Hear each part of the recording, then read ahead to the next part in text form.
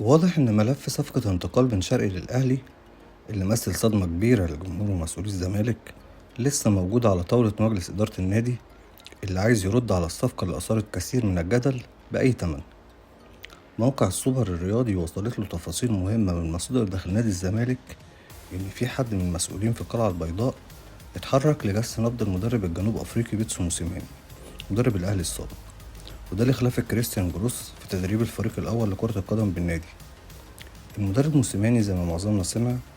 فسخ من فترة عقده مع نادي استقلال طهران من طرف واحد بسبب تأخر الإدارة في دفع مستحقاته المالية، وبكده انتهى مشواره مع الفريق بعد 3 شهور فقط من تعيينه. طبعا المدرب الجنوب أفريقي عمل تاريخ محترم مع الأهلي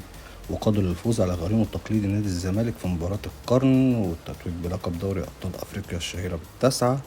وكمان بعدها نجح في التتويج باللقب العاشر، ده غير الفوز بأكتر من لقب محلي وقاري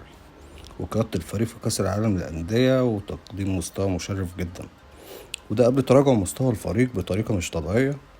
وده اللي عجل برحيله وخلاه يمشي من النادي بالاتفاق مع الإدارة. مسؤول الزمالك أكد لموقع السوبر إن في اتجاه داخل القلعة البيضاء للإطاحة بجروس من تدريب النادي، وده لعدم اقتناع عدد من أعضاء مجلس الإدارة بالمدرب السويسري، وأكد إن في حالة استياء كبيرة من المدرب بسبب الأداء خلال المباريات الأخيرة، وإن في شبه استقرار على رحيله،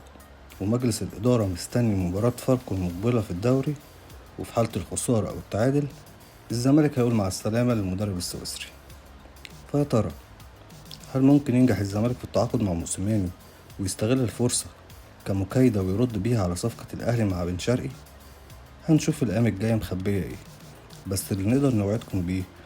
إن أي تحرك جديد في الصفقة هتلاقوا إن شاء الله حصريا على موقع السوبر.